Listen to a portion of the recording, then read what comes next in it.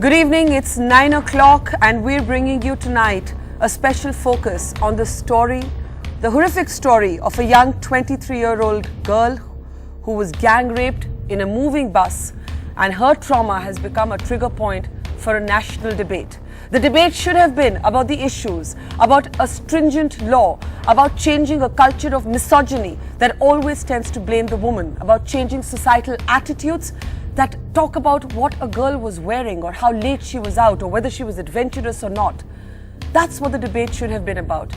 Except what was a mass, and it was a mass movement, a peaceful movement by students, fast descended into mayhem over the last 24 hours. Over the next 60 minutes, we'll be looking at who's responsible for mishandling the protests. How did the protests get politicized? How did the protests turn violent? Why did the government respond so late? Why did the government not reach out earlier?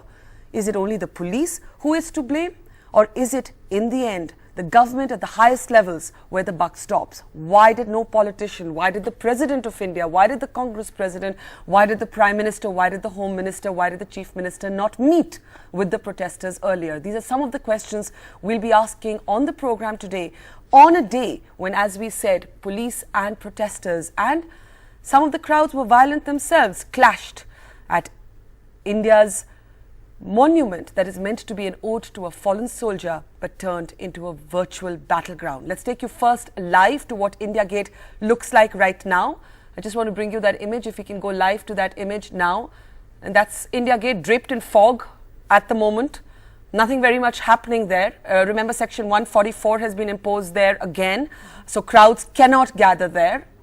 This is a kind of eerie silence there right now. I think mostly just journalists still hanging about. You can see a few people there, but mostly the protesters and the crowds there have dispersed. This is, of course, a very different image from what we saw earlier in the day. And I just want to take you, by contrast, this is India Gate earlier in the day. Just a battleground. The monument that is an ode to a fallen soldier of India turning into a battleground. Many protesters being forcibly lifted, people asking questions about why there were not enough women police officers because there were so many female protesters in that crowd, but also serious questions being raised about how a peaceful mass movement, A, got politicized, and B, how did sections of it turn violent. In fact, we have many injuries in one of the major hospitals in Delhi, and these injuries include both protesters, people from the crowd, as well as many police officers. And before we introduce our panel this evening, and we'll be talking to many of the young people who were out there holding up their placards, I want to go across to my colleagues in the field. Siddharth Pandey, he's been reporting on these protests through the day. But first to Tanima Biswas, she's outside the Ram Manohar Lohia Hospital in Delhi, where the aftermath of the mayhem at India Gate today is being felt. And Tanima, first bring us up to speed. We'll be hearing conflicting, very disturbing reports. A police constable said to be critically injured. Some reports initially said he'd been knifed, then subsequent reports said he'd been pelted with stones. But also, of course, people from the crowd, many journalists among them, injured as well. What is the information you're getting from the doctors at RML Hospital? Barkha, we are still outside RML Hospital. As you were mentioning, a lot of people have been brought inside the hospital through the day. Even yesterday, some of them had been brought in when the police had lathi charged the crowd at India Gate. But it's been nothing like it has the figures which have come in today. Around 83 people have been brought into the hospital today. Many of them policemen as well, who were trying to control the crowd but got injured in the process. As you were saying, among them is one constable, Subhash Tomar. He was positioned near the C hexagon of India Gate and he got very badly injured. In fact, he was punched on his chest. That is what some police officials who were eyewitnesses over there were telling us. And he was brought into the hospital in a very critical condition. But at the moment, what hospital authorities as well as police officials are telling us is that he's been put on ventilator. He's at the ICU. They are trying to stabilize him. At the moment, they are saying that they cannot say too much about his condition, but it is very critical. But they're trying to stabilize him. But several other people who have been brought in throughout the day, a total of 125 people between yesterday and today had been brought into RML Hospital. We are joined by one of them. Aapka naam? Vineet. अच्छा, आप बताइए exactly क्या हुआ था आपके साथ आज India gate? वहाँ पे साइलेंट प्रोटेस्ट चल रहा था। पुलिस वाले आते हैं 5:30 बजे और वाटर कैनन ऑन कर देते हैं। वाटर कैनन ऑन करते ही वहाँ पे भगदड़ मच जाती है। फिर वो लोग लाठीचार्ज करना स्टार्ट कर देते हैं। लाठीचार्ज कर रहे थे, उसमें एक 60 to 65 ईयर्स की एक बुजुर्ग महिला थी, उनके ऊपर लाठीचार्ज हो रहा था। तो उनको बचाने के लिए, तो जैसे ही मैं उनके ऊपर गया, बचा रहा था उनको, पुलिस वाले आए, 4-5 पुलिस वाले आए, उन्होंने मेरे ऊपर लाठीचार्ज करना स्टार्ट कर दिया और उसमें मेरी लेफ्ट हैंड की मिडिल फिंगर फ्रैक्चर हो गई। और उस भगदड़ में जिस पुलिस वाले ने मेरे हाथ में ही मारा हुआ था, डंडा मारा था, उसका ये नेम प्लेट मेरे हाथ में आ गया।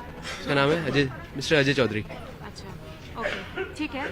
So these are some of the complaints that have come in from the people who were at India Gate today, and what they are saying is one of the points that has been specifically highlighted is that there were not enough female police officers over there, not enough women police, and that is what some of these people are saying, that even women protesters had in fact been lathi charged by male policemen and very badly handled the entire situation. But let me also highlight about the fact that there are several policemen also who are admitted currently at the hospital, around 25 to 30 of them with injuries of several, which some of them are very severely injured and some of them not so much. They have been discharged after getting first aid. So a lot of them are still admitted inside the hospital, Barkha, and especially about that particular constable, we are still monitoring the situation.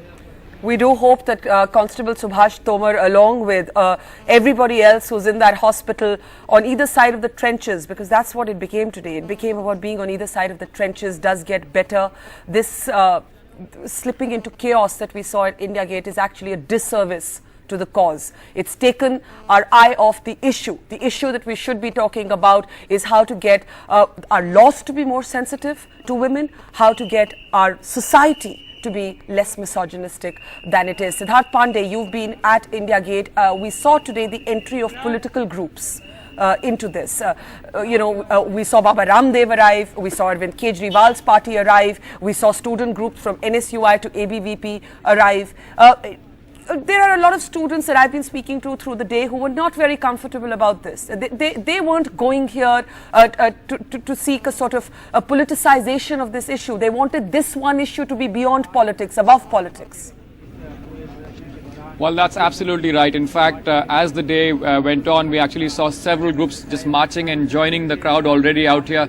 What's really amazing is that around 11 o'clock, all of this India Gate area where we are standing had been completely cleared of all protesters. But then, of course, the crowds only started growing. The police completely not anticipating the kind of response they would have. But apart from the students who turned out by themselves, several groups, as you said, political groups, even student groups with political linkages, they started arriving one by one. And of course, at each group actually marched here. They literally added to the human mass which was already out here, at the same time pressing against the police lines behind me, behind India Gate. And that's essentially when the clashes actually started taking place. At some point, of course, someone threw a rock or there was tear gassing that happened. But clearly, with the number of people kept increasing, this was going to reach a flashpoint. The police essentially was saying that they didn't really want this to be the area of protest because it's tough to manage, but clearly not anticipating that. But the students absolutely clear that this is not how they really wanted to see the turn of events. They didn't really want it to get so violent at all. They are here. They were here to try and fight for a change in the system, but that completely got overlooked today. Casualties, as you said, throughout. Even media persons have also been injured. The policemen have been injured, and of course the protesters and students also injured. So clearly there've been casualties all around. And somewhere out there, the big question is: has the message of what everyone's fighting for has that been lost at India Gate? And I think we're going to try and return tonight that focus to that question and also ask who is responsible for mishandling the protest. How did it get to this point when all it needed was common sense and compassion? Those are the only two things needed, common sense and compassion, to avert the kind of chaos that we've seen today. Before we introduce our panel, I want to introduce the heroes and heroines of today. We couldn't get everybody in, but we've got 5 or 6 young people in. They've come carrying their placards, and lift them up. Let's see what those placards say. And it says, "Come out, face the dark." Do you want to tell us what your placards are saying? Go ahead. Put curfews on your sons, stop jailing the victim. Put curfews on your sons, stop jailing the victim. What does yours say? Come out, face the dark, come out of the dark. Rajang? It says, हमें डर नहीं आज़ादी चाहिए. हमें डर नहीं आज़ादी चाहिए. I think that really encapsulates the mood of what this protest was meant to be about and how did it become something so different from that. Let's introduce our panel this evening. Renuka Chaudhary of the Congress is joining us. A lot of questions for the government and for the Congress to answer. Joining us now is Kiran Bedi. She's of course had vast experience as a police officer but is now with the Anna Hazare movement. We're also joined from Mumbai tonight by film actor and director Farhan Akhtar, who has been extremely vocal on this issue. He's been tweeting non-stop about it, and we'll be hearing from him soon as well. With us in the studio is Namita Bhandare, who of course began a petition to get signatures for people to speak up, and that petition has really acquired a life of its own. Nilanjana Roy, author who also went and took part in these protests. We're also joined by Nishta Gautam. She's a lecturer at Lady Shri Ram College, and she's one of the protesters who actually met with the Home Minister. The Home Minister did try in a delayed response to meet with the protesters, and we'll hear from her as to whether she heard anything convincing at all from the government. Before I come to you, Renuka, just your perspective, Kiran, and I want you to speak tonight not as somebody associated with Anna Hazare who has a view on the government, but as a police officer. Where did the police go wrong?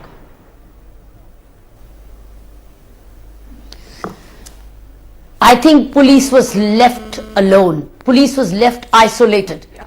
This was not a issue of at the moment between the students and the Delhi police. They were looking for larger hearing. They were looking for compassionate communication, which was not provided to them by anybody. It was not provided by them by the police leadership. It was not provided by political leadership. It was not provided by the government of India. I think had they had this kind of compassionate communication from day one, things wouldn't have come this far. And as police officer of the past, we've had marathon demonstrations like these, post-emergency, pre-emergency, labours, and I remember Rajpath used to be full of these. We had to almost camp there to hold on to these people. But what we used to make sure is that the people they need to communicate with, who've got the solutions, who've got the resources, they jolly well come and talk to them. We as senior officers used to go across to make sure that they come and communicate and talk to them. I think this is what I think police was left on their own. They were not either be able to get them out or they did. I do not know why they didn't, but it was critical to have had the Chief Minister talk to them, the Lieutenant Governor talk to them, the Home Secretary talk to them, the Home Minister talk to them, and collectively, sometimes collectively, I think we failed out on that count. Now, who succeeded, who tried or didn't try, I don't know. But I think it's been a failure of compassionate communication.